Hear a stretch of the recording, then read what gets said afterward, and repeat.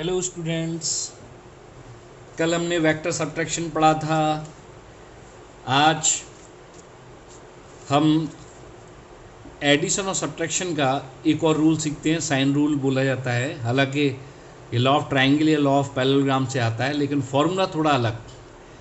कल हमने जो फॉर्मूला यूज़ किया था वो था r is equal to under a square plus b square minus 2ab cos theta for subtraction and r is equal to root a square plus b square plus 2ab cos theta for addition.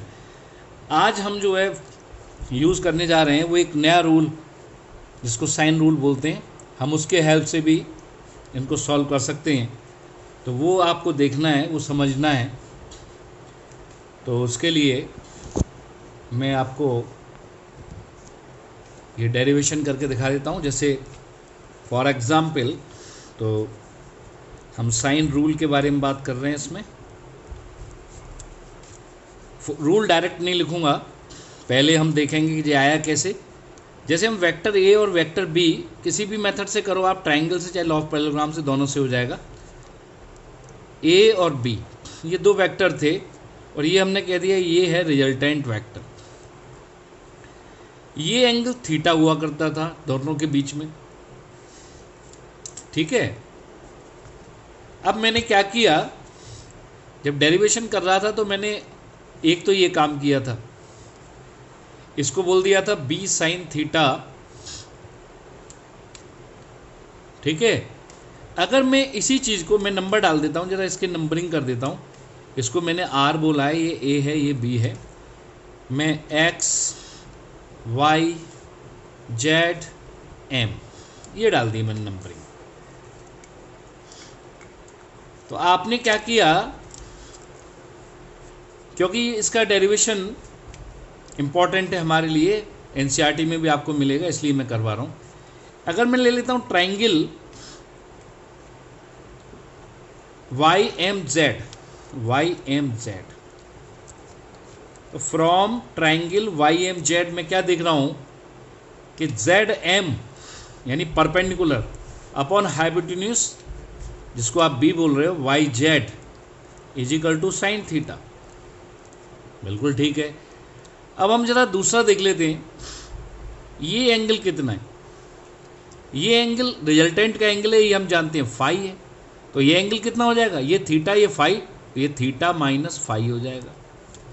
तो अगर मैं यहाँ से ZM निकालने की कोशिश करूँ तो आप कहोगे YZ साइन थीटा, और YZ साइन थीटा क्या होगा, YZ क्या होगा B, तो B साइन थीटा। तो ZM की वैल्यू B साइन थीटा आ गई। अगर यही ZM इस छोटे ट्रायंगल से ना निकाल के बड़े वाले ट्रायंगल से निकालता, फ्रॉम ट्रायंगल XMZ, ये ट्रायंगल लेता हूं, then sine phi is equal to ZM upon XZ को मैं R लिख देता हूं। तो ZM is equal to R sine phi. आप देख रहे हो एक इक्वेशन से ZM ये आ रहा है और दूसरे इक्वेशन से ये आ रहा है, यानी B sine theta is equal to R sine phi, यानी B upon sine phi is equal to R upon sine theta. ये आ गया भाई।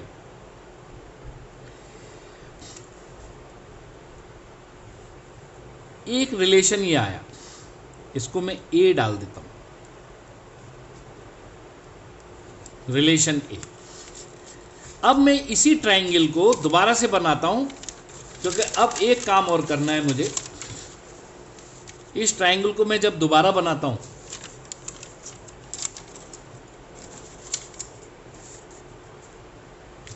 तो क्या होता है, देखिए वही A, ये B। पहले मैंने क्या किया था, इसको ऐसे करके बढ़ाया था एलोंगेट A को। अब मैं क्या करता हूं कि ऐसा तो कहीं लिखा नहीं है, सिर्फ इसी को बढ़ाएं। अब मैं B को बढ़ा लेता हूं और यहां से एक परपेंडिकुलर डाल देता हूं। ये एंगल फाई था, ये एंगल थीटा माइनस फाई, और ये थीटा, तो ये एंगल भी क्या हो गया, थीटा। वही नाम है एक्स वाई जेड, पहले यहां एम था, यहां मैं एन मान लेता हूं। फिर देखिए ये वाला जो साइड है वो इस ट्रायंगल में भी आ रहा है और इस वाले ट्रायंगल में भी आ रहा है, तो हम एक परपेंडिकुलर पकड़ लेते हैं, पहले उसका परपेंडिकुलर इस छोटे ट्रायंगल और बड़े में, अब ये वाला परपेंडिकुलर इस छोटे ट्रायंगल में और बड़े ट्रायंगल में। तो from x y n, triangle x y n, क्या होगा, x n upon x y is equal to sine theta, ये ए है, तो x n is equal to a sine theta. और दूसरी चीज देख लो, फ्रॉम ट्रायंगल बड़ा वाला ट्रायंगल ले लिया, एक्स जेड एन, इससे क्या होगा, x n upon x z is equal to sine theta minus five. Perpendicular के सामने का एंगल क्या है, थीटा माइनस फाइव। इस वाले ट्रायंगल में थीटा था, जो सामने का एंगल है वही यूज होता है। तो एक्स एन यहां से आ जाएगा, एक्स जेड हमने आर को ले रखा है, R sine theta minus five. अगर दोनों के इक्वेट करता हूं तो A sine theta is equal to R sine theta minus five और A upon sine theta minus five is equal to R upon sine theta, ये हमारा बी हो गया। अब आप ए और बी दोनों देख लो, राइट हैंड साइड पे आर अपॉन साइन थीटा ही लिखा है दोनों में, यानी जब बी अपॉन साइन फाइव भी आर अपॉन साइन थीटा के बराबर है और A upon sine theta minus five भी आर अपॉन साइन थीटा के इक्वल है। तो इन दोनों को अगर मिला दिया जाए from A and B,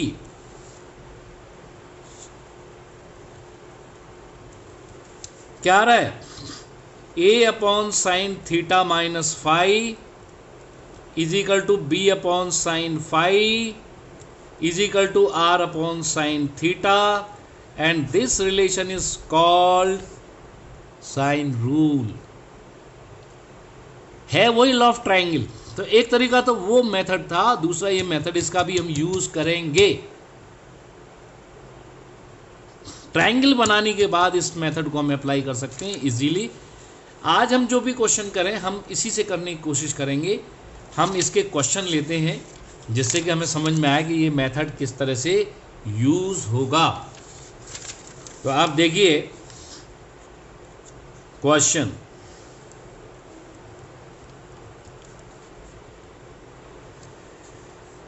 question यही है कि एंगल्स ऐसे होने चाहिए जिसको हम आराम से सॉल्व कर लें। अब देखिए question, a force of 40 Newton and 30 Newton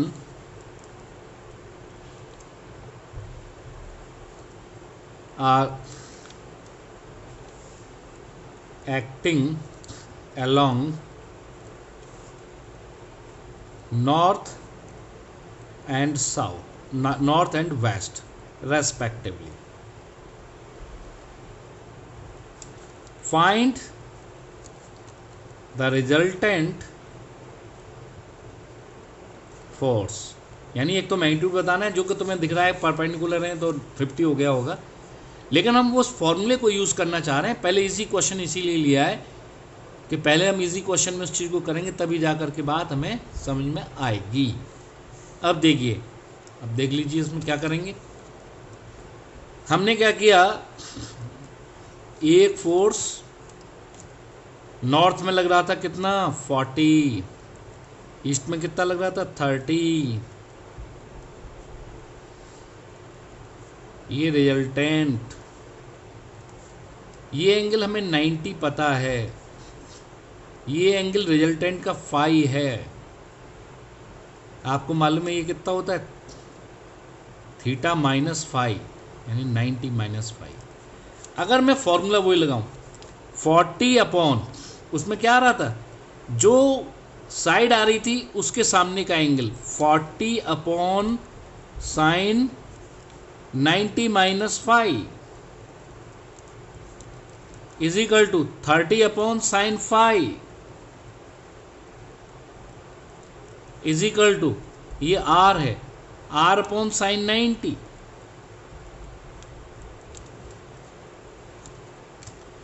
इन दोनों को सॉल्व करके हम अब फाई निकाल लें, देखिए कैसे निकलेगा, एंगल भी निकल के आएगा साथ ही साथ। साइन 90 माइनस फाई क्या होता है, कॉस फाई।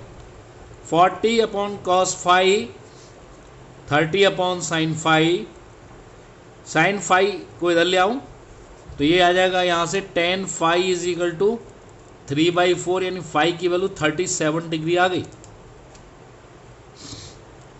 ये वैल्यू उठा के मैं इसमें रख देता हूं तो r अपॉन साइन 90 क्या हो गया 1, 30 अपॉन साइन 37, तो 30 अपॉन साइन 37 कितना होता है 3/5, 3 से कैंसिल हो गया यानी 50 न्यूटन। तो आपने देखा वो फॉर्मूले जो हम लगाते थे वही फॉर्मूला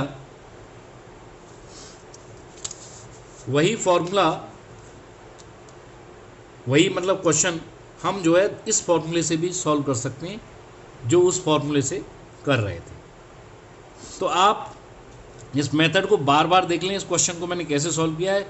जो डाउट है फिर बता देता हूँ फॉर्मूले में, इस फॉर्मूले को रिवाइज करा देता हूँ एक बार, क्योंकि इसमें दिक्कत रहती है बच्चों को, फॉर्मूले में दिक्कत रहती है कि कैसे याद करें।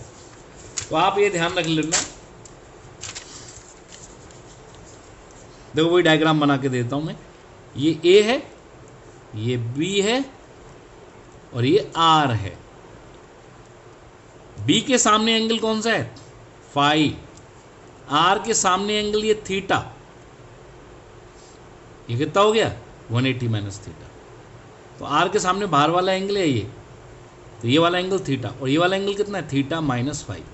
तो हम देखेंगे ए अपॉन साइन थीटा मन, ए के सामने एंगल कौन सा है, देखो ए के सामने ये और बी के सामने कौन सा है ये और आर के सामने कौन सा है थीटा या 180 माइनस, एक ही मतलब है साइन में 180 माइनस थीटा और थीटा एक ही वैल्यू होती है, इसलिए कोई ज़्यादा सोचना नहीं है। A upon sine theta minus five, A के सामने थीटा माइनस फाइव है, is equal to B upon, B के सामने फाइव है साइन फाइव और आर अपॉन साइन थीटा। ये फॉर्मूला ऐसे करके याद रखना है, डेरिवेशन मैंने बता दिया, अब याद करने का तरीका। तो सॉल्व करने पर आर और थीटा दोनों एक साथ इसमें कैलकुलेट हो जाते हैं। ये मेथड एनसीईआरटी में गिवन है, आप चाहो तो वहाँ से क्वेश्चन कर सकते हो इसके एक दो, उनने इसी मेथड से सॉल्व किए question.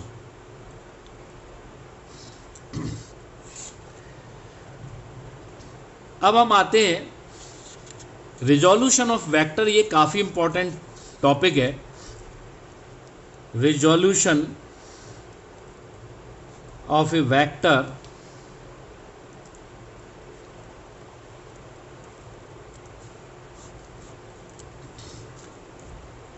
Resolution of A vector, अभी तक हम वेक्टर का क्या कर रहे थे, दो वेक्टरों को मिला के एक वेक्टर बना रहे थे। यानी जैसे हमारे पास खुले पैसे हैं तो उनको मिला करके हम भी एक बंधा नोट ले लेते हैं, वो कर रहे थे। लेकिन जैसे तुमने देखा होगा कि यार मेरे पास ये खुले पैसे पड़े हैं, तुम्हें ज़रूरत तो ले लो यार, मुझे एक बड़ा नोट दे दो इसकी जगह। मालूम पड़ा सब सिक्के और छोटे छोटे नोट मिला करके 500 रुपये हो रहे हैं, आपने दूसरे को दिया 500 का नोट ले लिया। तो ये तो आप क्या कर रहे हो, एडिशन, चीज़ वही है, उनको मिला करके एक ले लिया। तो छोटे छोटे वेक्टरों को मिला के एक रिजल्टेंट वेक्टर ले लिया, मतलब वो हो गया। अब वो कह रहा है एक वेक्टर को दो से ज़्यादा, अब मैंने कह दिया किसी को 100 रुपये खुले दे दो, यानी अब बड़े नोट को मैं छोटे पार्ट में तोड़ रहा हूँ। तो रिजोल्यूशन बिल्कुल एडिशन का क्या है, रिवर्स है।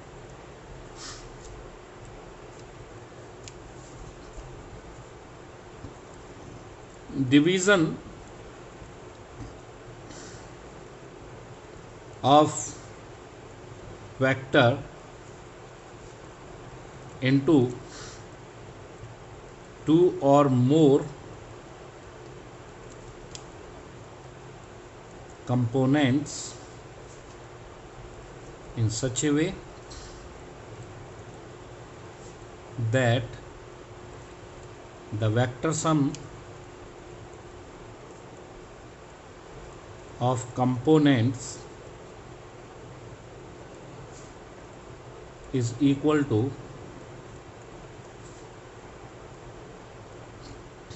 original या given vector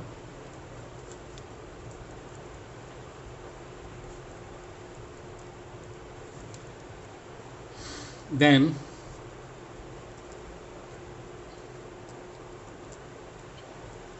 components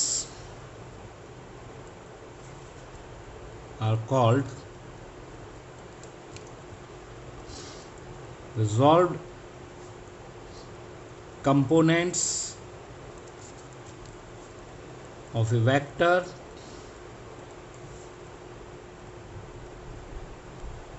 and this process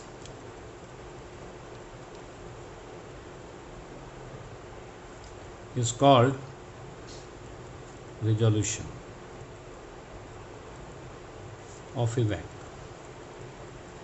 अगर हम एक वेक्टर को दो या दो से ज़्यादा कंपोनेंट्स में इस तरह से तोड़ते हैं कि उनका वेक्टर सम ओरिजिनल वेक्टर के बराबर जिसको तोड़ा था उसके बराबर आ रहा है, तो ये जो कंपोनेंट्स मिले हैं इनको रिजॉल्व कंपोनेंट कहेंगे और इस प्रोसेस को इसको रिजोल्यूशन कहते हैं।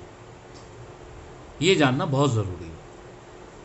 अब यहाँ पर आकर के कुछ चीज़ें मैं बता दूँ हमारे सिलेबस में। अब ध्यान रख लेना, हम जो है जैसे 100 के खुले चाहिए तो किसी से कहते हैं यार एक 50 का नोट जरूर डाल दियो उसमें, या 50 का तो वो देने की कोशिश ही करेगा क्योंकि बड़ा नोट है, कहेंगे यार इसमें यार 2 5 के सिक्के जरूर डाल देना यार।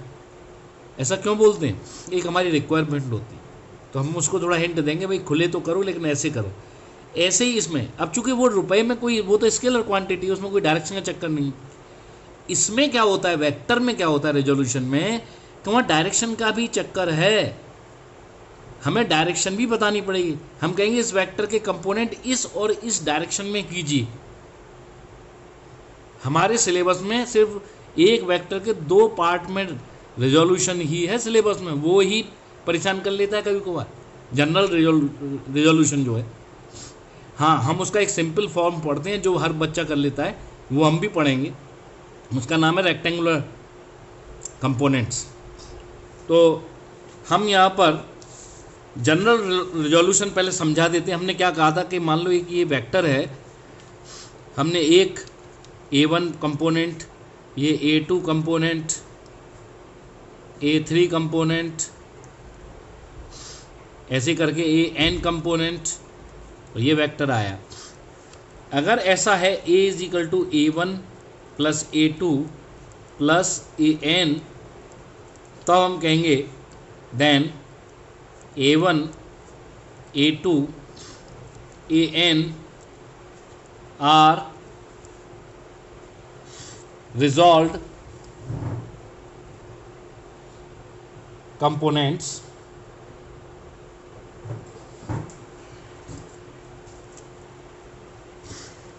ये रिजॉल्व कंपोनेंट्स।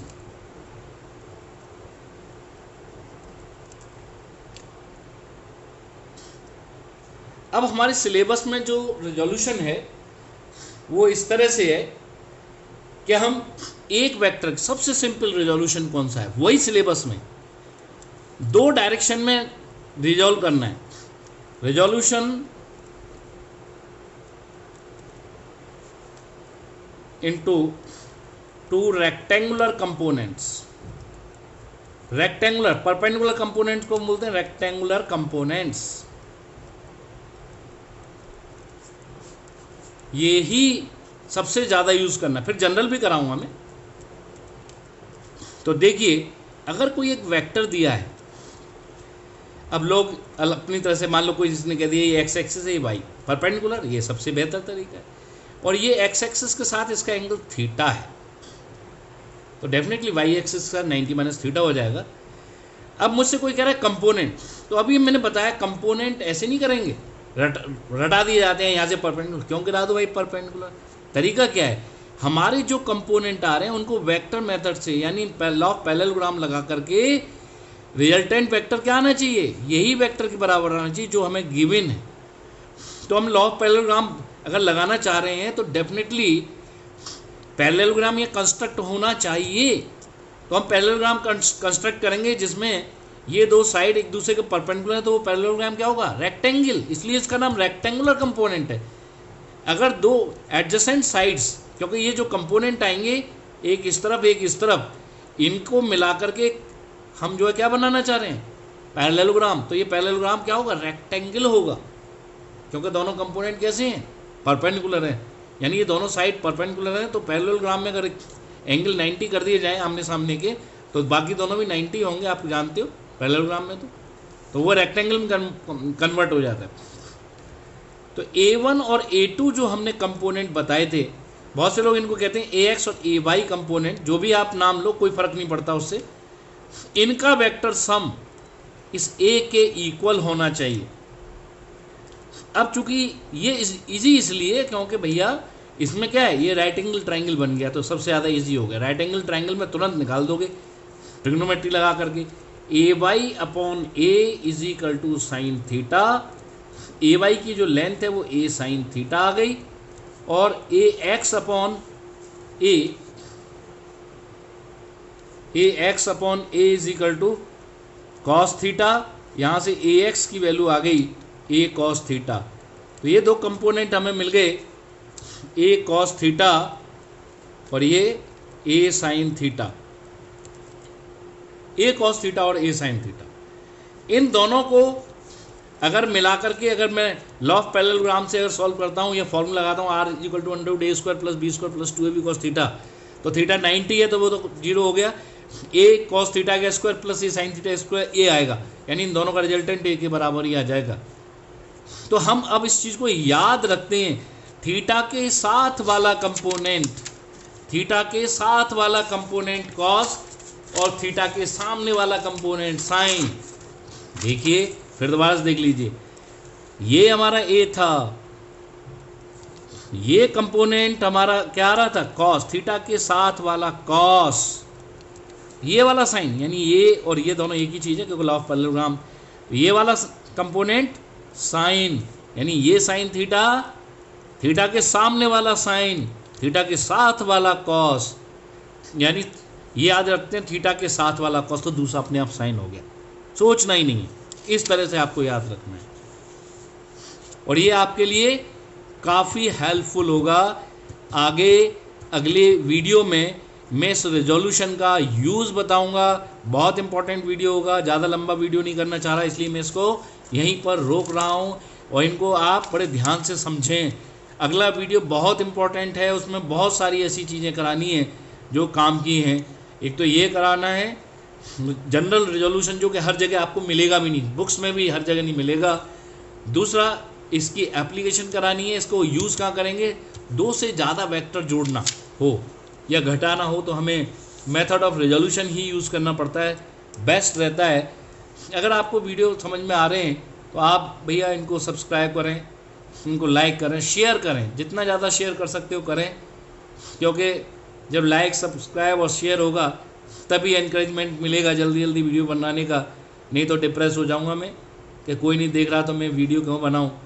तो जो लोग देख रहे हैं प्लीज़ प्लीज़ प्लीज़ इसको ज़्यादा से ज़्यादा सब्सक्राइब, ज़्यादा से ज़्यादा शेयर करने की कोशिश करें, जिससे लोग इसको सब्सक्राइब कर सकें और इसे देख सकें। Thank you very much.